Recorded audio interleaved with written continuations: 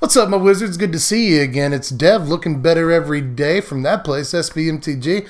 We're on that magic stuff. And you know what? Kind of a special day today because I get to bring you one more good, strong, competitive deck before we finish off the season by streaming some, serious janks. At the same time, though, I know that rotation's coming up super soon, and I don't want to bring you a super expensive deck that's competitive because what's the point in that, right? So what we've got today is a deck that I think meets those 2 points in the middle between competitive and budget, and you get to play creatures and attack with them, which is something you don't do much of in Standard nowadays. And to top it all off, you get to do all this with Swamps. I love doing stuff with Swamps. Big fan. In fact, in the last year or so here, I've done Mono Black Control decks, Mono Black Discard decks, Mono Black Devotion decks, and although these decks feel pretty good in unranked against various cheese, once you take them into ranked mode, you have to play against real decks in this format. Things get a little bit hairy sometimes in those matchups. So today, I'm glad I get to finally bring you a deck with a proven track record of results in this format. That's right, it's not just some janky dev brew, and I know how much you like those, but every now and again, I like to bring you a real, proven deck that actually wins games. I want you to win games. I like to win games too, and I have to test these decks. So every now and again, I want to bring you a competitive deck that you can actually do real work on the ladder with. And this one definitely can. It's top 16 and top 8 at a bunch of standard challenges this year, consistently 5-0s on MTGO League, and has even shown up to various Star City Games events this season in top 16. So again, proven track record with this deck, and there are good reasons for it. Matter of fact, you could make the argument, and I just did actually in a recent video, that this is the best aggro deck in the format if all you're looking to do is turn your creatures sideways and smash in. And we didn't think that was going to be the case just about a month ago when the companion rule changed and the deck could no longer play Obosh to full effect. The Obosh Heraldic Banner version of Mono Black Aggro was a really good deck for a while, and when the companion rule changed, we all thought that Mono Black Aggro was pretty much dead in the water. But once Core Set 2021 came out, we got a card that we could really hold on to. Demonic Embrace. I am so sorry. That was probably the worst joke I've told in months, and I've told some really bad jokes. But terrible jokes aside, this is 100% what the deck needed. A take on Wrankle that gives our creatures an evasive ability is much better than anything the Obosh/Heraldic Banner build of the deck was doing. In terms of 3-mana investments, this is usually worth more damage reliably than a Heraldic Banner was, which is saying a lot. Not only is this a lot of burst damage on turn 3 if we throw it on a 1 or 2 drop, but if our opponent then manages to sweep us, all we have to do is play like a Gutter Bones or really any other creature in the deck, and then next turn suit it up with Demonic Embrace and start swinging in for a whole lot of damage. This puts our opponent on this massive clock even if we just have one creature out, and if our opponent manages to deal with that creature, we'll just slap it on something else. There are definitely creatures we'd prefer to slap it on, like Rotting Regisaur here. All 4 copies of this too, because it's just the single best actual creature in the deck to put a Demonic Embrace on. And honestly, you could probably make the argument it's the most important creature in the deck.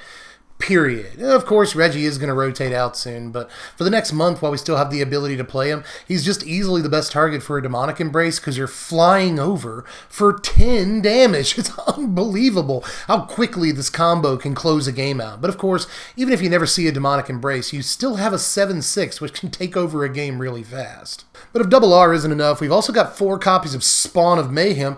I like to call him Al. Any comic book fans in the audience? Probably. But anyway, Al I'm going to miss immensely when this rotates out because this is the deck that finally made this card good. We waited for years for Spawn of Mayhem to be a playable card in Standard, and it finally is in large part due to this version of the Mono Black Aggro deck. It wasn't even played in the Obosh deck because it has a 4, converted mana cost. It's even, so you couldn't play it in Obosh. But now that the Obosh deck is null and void, we can finally play Spawn of Mayhem, and it's amazing right now. Not only does this wear in a Demonic Embrace well, you don't really care that the flying is redundant, you're still getting at least a 7-power creature, and once it starts getting counters, it can get even bigger than a Rotting Regisaur wearing a Demonic Embrace. But honestly, just as a turn 3 play, this will make a lot of people scoop if they don't immediately have the sweeper. But there's another 4-mana flyer in the deck that doesn't rotate, and that's Wrankle, Master of Pranks. I'm playing 3 copies of Rumpelstiltskin here because this also just kind of does everything. It's removal on a stick, which is really good. We don't have to devote these slots to removal pieces necessarily. We can just fly over with Wrankle, sacrifice a Gutter Bones or something, knowing we're going to get it back anyway, and start to dwindle our opponent's side of the board down. Plus, like Spawn of Mayhem, it's just another creature that naturally has an evasive ability, so even if we don't have to find a Demonic Embrace or anything, we never do in a given game, this is still somewhat reliable damage in the air. That can create more damage by forcing our opponent to draw cards and lose life and stuff. It can make our opponent discard cards, which is good. It's really good because very often by the time we get Wrankle down, we won't have any cards in our hand. So that ability is not affecting us whatsoever, but it is affecting control decks, Team of Reclamation, and other slower combo-y decks in the environment right now. So everything Wrankle does is amazing. If you're up against creature decks, he's got valid abilities. If you're up against control decks, he's got valid abilities, and the haste is always going to be amazing in terms of taking out planeswalkers by surprise and whatnot. Just everything Wrankle does actually does make it worth playing a 4-drop in your aggro deck, which isn't always advisable, but in the case of a evasive, hasty 4-drop, I think we can definitely make an exception for a guy like this.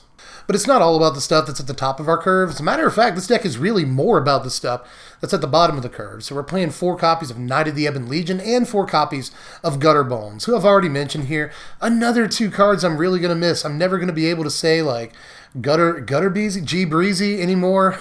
Really, I'm going to miss that. I'm going to miss saying that he's the long-lost member of Bone Thugs and Harmony.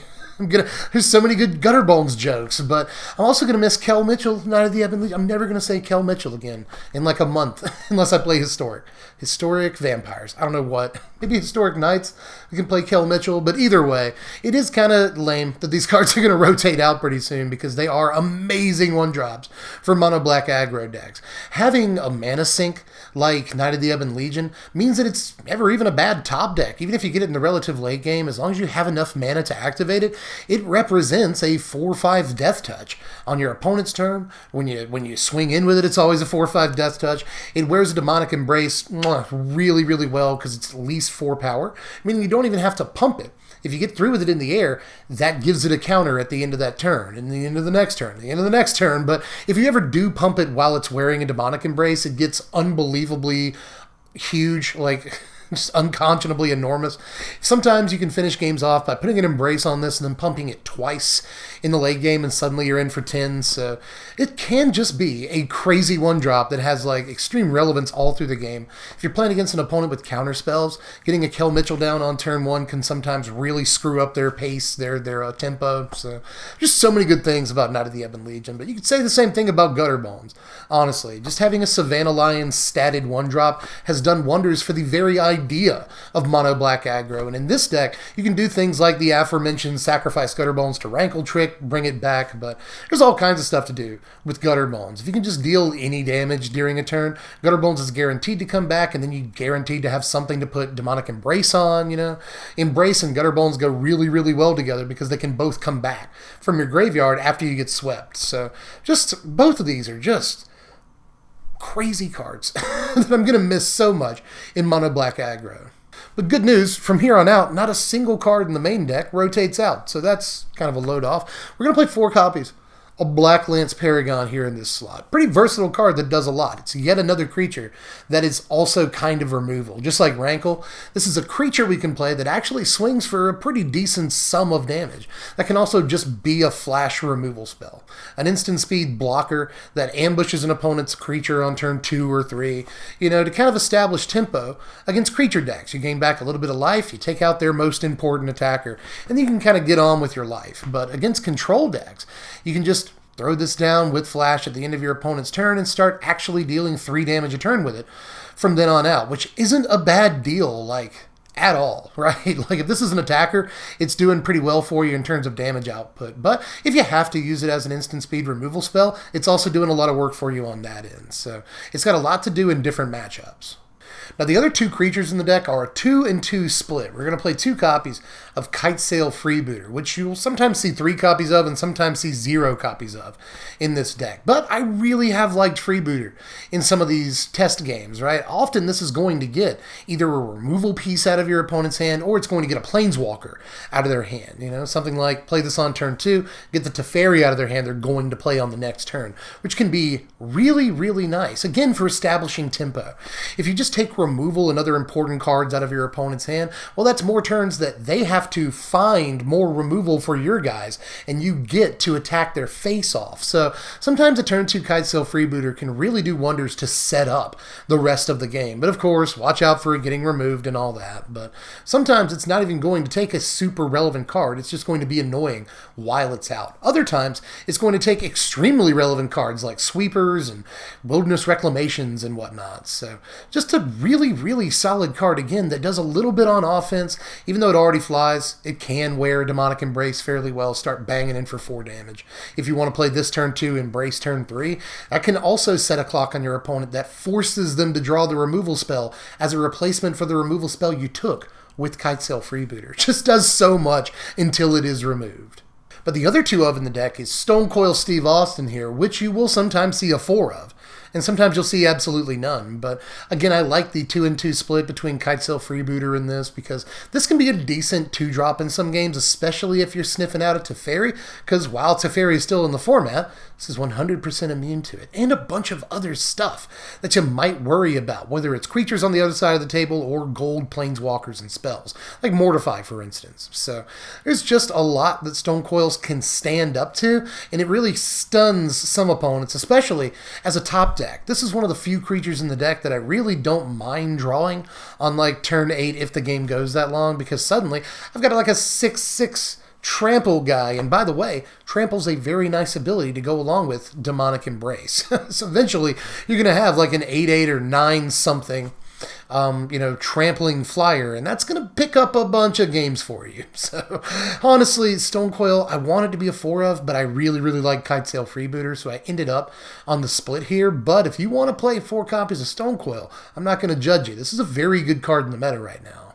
But I'm also playing a few actual removal spells in the deck, 4 copies of Eliminate, and 1 copy of Grasp of Darkness here. Now, I've wobbled back and forth on whether Grasp of Darkness or Heartless Act is the better card. Now, you can really do whichever one you want. You know, if you don't have the cards or the wild cards or whatever to get one and you do have the other, just do that, it's fine. But Grasp of Darkness can kill Seasoned Hallowblade, it can kill stuff even if they have like a Selfless Savior out. So there are a few things Grasp does that Heartless Act doesn't do, and it also kills like Nissa land. Well, I guess Heartless Act kills Nissa lands, but Grasp of Darkness is more likely to kill, say, a Hydroid Krasis. It can kill a 4/4 Hydroid Krasis, whereas Heartless Act only kills a 3/3 Hydroid Krasis. So there's a few reasons I'm playing Grasp of Darkness here instead of Heartless Act, but again, kind of all up to you. They both kill a Winota, which is one of the most important things for it to do right now in this format. But there's a ton of 4 toughness stuff, like, for instance, Questing Beast,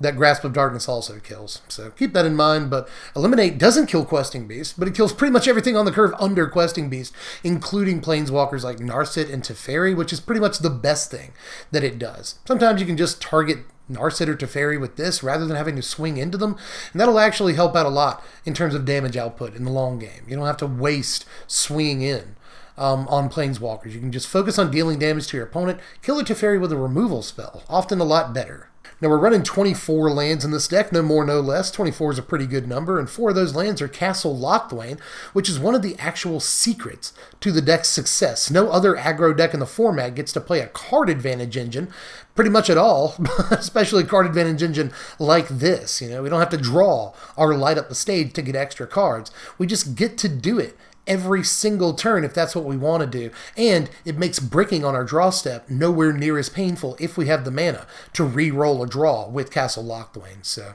if we get into the late game and we find ourselves in the unenviable position of actually still playing a game of Magic on turn 7, Castle Locthwain can do a lot of really cool stuff for us. As far as the Mobilized District, this is another cool secret to the deck because it's by and large immune to sweepers, unless your opponent plays a sweeper on your turn via Teferi's +1 or something. But for the most part, even if if your opponent sweeps you, you'll still have that mobilized district sitting on your side of the table. So you can activate a mobilized district, throw a demonic embrace on it if you have enough mana, and get in for probably enough damage to win the game, at least 6. So mobilized district can be a very important card, again, if we get to the late game. It's a place we don't want to be, but at least it's a trick we have access to. Now here's our sideboard right here, and honestly, it's a fairly simple sideboard. We've got 4 copies of Duress, as well as 2 copies of Davriel Rogue Shadow Mage showing up to the party against slower or control-y kind of decks, and things like Bant, as well as decks like Team of Reclamation that not only play control but play a combo kill. These kinds of hand-disrupting elements can be really important against those decks. And Davriel also presents a clock to those decks. If they just have sweepers but they can't get rid of Davriel, that can be very important for us. We've also got 2 copies of Disfigure against, aggro-y stuff, as well as a copy of Heartless Act. Hey, there it is showing up. Against, again, aggro decks. We want to establish tempo in the early game and then throw down Rotting Regisaur into Demonic Embrace, take over the game and just win that way. But often we're going to have to deal with our opponent's board state before we can get to that point in that matchup. So often we'll just bring in these extra removal spells to make sure we can win those decks or those games against mono red and mono white. Aside from that, we've also got Noxious Grasp. You know what it's there for. We can only use it for another month, but it's one of the best sideboard pieces in the format against Teferis and Nissas and all kinds of stuff, so use that. We've got 2 copies of Soul Guide Lantern to snipe Euros out of the graveyard and also draw cards from time to time, but it just takes out anything from the graveyard. Sometimes it snipes a card and keeps them from being able to get a Planeswalker back with Elspeth Conquers Death, so there's a lot for Soul Guide Lantern to do. There's also an extra copy of Kitesail Freebooter to finish off the sideboard here. This, like the Duress and the Davriel, comes in against the more control-y matchups. Now here are your power rankings right here. A final score of 69. Nice. And it's actually the highest score all season so far. This is a really good deck that stands up to all but the most powerful decks in the format, and even then can sometimes just beat them. We've already seen that on certain Sundays here in this format. This deck has had plenty of success so far in this environment, and it's going to hold that success until the end of the season, I imagine. There's just a lot of different dimensions to this deck, although it doesn't get the highest versatility score because it does play fairly linearly, but there are a few contingency plans in the late game, from Gutter Bones to Demonic Embrace to huge Stonecoil Serpent to hasty Wrankle off the top of the deck. So there's a lot of stuff this deck can do in terms of being resilient in the late game and actually regrouping its board state and whatnot after a sweeper. This deck has more resilient elements than an awful lot of other aggro decks in this format, and a piece like Demonic Embrace is mostly what is to thank for that. That's right. That's how you do that sentence. But in the right hands and with the right start, this deck can beat pretty much anything in the format right now. And I look to prove that pretty soon, because this is going to be one of the first decks that I stream. Well, that's it in case you haven't heard that yet. We're going to be streaming super soon. As a matter of fact, I think I may start on Monday, but I'm still not sure what time I'm going to start. But either way, this is going to be one of the first decks I stream, and just in case you don't catch it on Twitch at SBMTG Dev, that's my name on that service, but just in case you don't catch it live on Twitch, not only will the VOD be on that channel, but I'll upload the VOD and all other VODs that I do to YouTube when I stream on Twitch. So just in case you don't end up catching it live, and I'll let you know on Twitter when I end up going live, SBMTG Dev. Neat. They're the same name. whether you want to see me on Twitter or Twitch, it's SBMTG Dev. But either way, if you do want to know when I end up going live, I'll tell you on Twitter when I go live on Twitch. But either way, this will be one of the first decks I play, and if you don't see it there, you'll be able to see it here on YouTube soon enough. But aside from that, do all the YouTube stuff for me for this video. Like it, comment, subscribe, do the things. Let me know how you felt about this deck. Other ways we could build it is the 2-2 split with Kitesail and Stonecoil Serpent the right way, or would you rather have 4 Kitesail, 4 Stonecoil? There's a few different things to talk about when it comes to how this deck should be built. Get at me in the comments section. Aside from that, if you do want to pick this deck up in paper for the last month of the season, it's relatively cheap to do so. It's only about $100 or so to build this deck. Especially if you use the correct basic lands. It only costs 5 cents. For whatever reason, whenever I link to a deck, they automatically use the lands that cost like $4 or $5 a piece. That makes the deck look like it costs more than it actually does. But no, in this case, the deck only cost about $100 if you don't have to order the basic lands for it. So keep that in mind. It's relatively cheap, and if you did want to do that, it's the first link in the description. That'll take you over to TCG Player. If you purchase the deck there, you'll be helping out your boy tremendously. But even if you don't end up ordering the deck, you just play it on, Arena or whatever, I do want you to play it because it is a super fun aggro deck with a good degree of resiliency and an actual card advantage engine, and it just has access to stuff that aggro decks don't usually have access to in any format. So it's a really fun deck, even though it's kind of linear. Sometimes all you really want to do is smash face, and this deck is really, really good at doing that. So do all that stuff and check out the Patreon, just $1 a month to vote on content. So get over there, and I'm going to try to figure out like a way to incorporate Patreon into Twitch somehow. Maybe something to do with the Discord server. What's a Discord server? I'll figure it all out one way or the other until I'm actually losing my front hair over this. Streaming is something that I've been kind of stressed about lately, but I am going to start doing it very, very soon. So I promise you that. I bought a very expensive computer that I'm going to be paying for like 3 years. So I kind of have to stream, if only to help pay for the computer. But in any case, I think I'm done. So Patreon link in the description along with all the other stuff. I will catch you cats later. I'm Dev from The Place. Thanks for watching, my wizards. Spread love and be kind.